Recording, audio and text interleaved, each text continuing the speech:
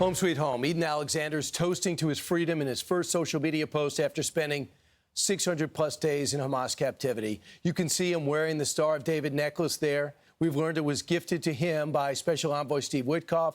It belonged to Witkoff's late son, Andrew, and it reportedly told Edan, "You would be doing a great honor to my son if you keep wearing it."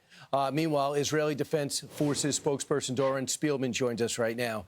Great to see you, sir. Nice to see you too, Brian. First off, your thought about the release. I mean, it was pretty dynamic. It's almost as if Israel wasn't really involved in this that much, right? Look, him coming home, like Steve Witkoff said, he's one of their children. Every Israeli looks at Edan Alexander as if their own son was brought home. This is so emotional. And to see that gift that Witkoff gave him shows, I think, the understanding of the United States and the American people. He understood the suffering. His son wore that necklace, an overdose on OxyContin. And he gave it to Edan Alexander to say, I know what you've been through. I know that you were in those dungeons underneath Hamas. You're going to make it through this, because he's going to need that necklace, not for today, for the next 5 years. The IDF kind of put a time limit on it. If we don't get the rest of the hostages out, they'll believe 23 is still alive. We're going to start taking Gaza, more and more land every single day. Where is that at now? That's the only reason this deal came through. I know that the administration is saying that they're afraid of Trump. They're not afraid of Trump. Hamas is not afraid of Trump. They're afraid of Trump giving the green light to Israel to take over the Gaza Strip, because Hamas cares about two things: killing Israelis and surviving. The only thing that's going to stop that is if Israel pushes them to the end. It's the only way, Brian, we're going to get those hostages home. How do you feel about Israel's role in this trip? It's really about the Gulf states. Some say Israel feels kind of left out. I think we are left out. I think the fact that the president's not visiting us, we have to understand the U.S. and Israel, we're not just allies. We actually share common values. It's what I wrote about in my book. We share the foundations of the Bible.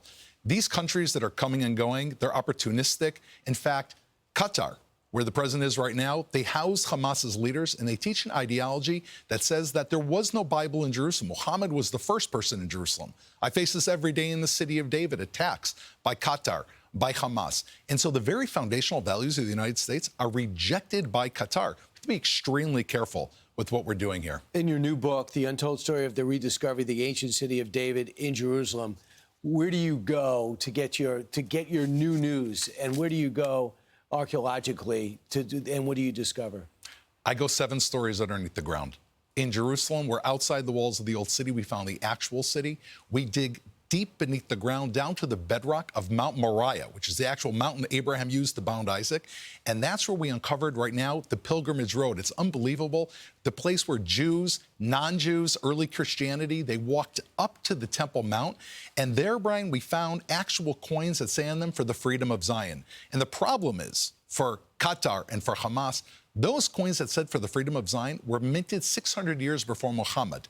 So how can you be teaching a whole generation of Palestinians, of Hamas, people on campuses in the United States, that Jews are colonialists in their land when we have proof that they're not? Yeah, absolutely, and people don't want to hear that, but they do want to read your book, and here's an excerpt from it, and I'll read it if it's okay.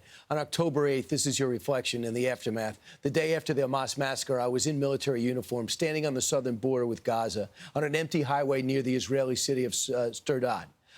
Silence hung heavily in the air. The road was a graveyard of hundreds of abandoned vehicles, overturned, smashed-in light poles, burned-out metal frames, left as the grim remnants of chaos. The ground was littered with what remained of disrupted lives: backpacks, baby bottles, scattered belongings left behind in panic. I stood by one of the wrecked cars with a fellow soldier who had driven south with me. The weight of what had happened pressed down on me. Hearing those remarks, you put them down in black and white. What should people know about that day? You have to know, if somebody comes to erase your history, like Hamas came to erase Israel, if they deny the Holocaust, if they deny the foundations of the Bible, the next thing they're going to do is to try to erase you.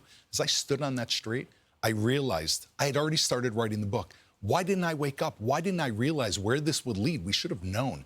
The United States, what's happening on campuses here and in hallways and in Israel, we are facing an existential threat to our identity, Brian. And if we don't stand up now, and that's what I did in this book, it's a roadmap back to the truth of our foundations that are grounded in the archaeology in Jerusalem. If we stand up for that, then we can ultimately win. When the Stones Speak is the name of it. By the way, we are winning.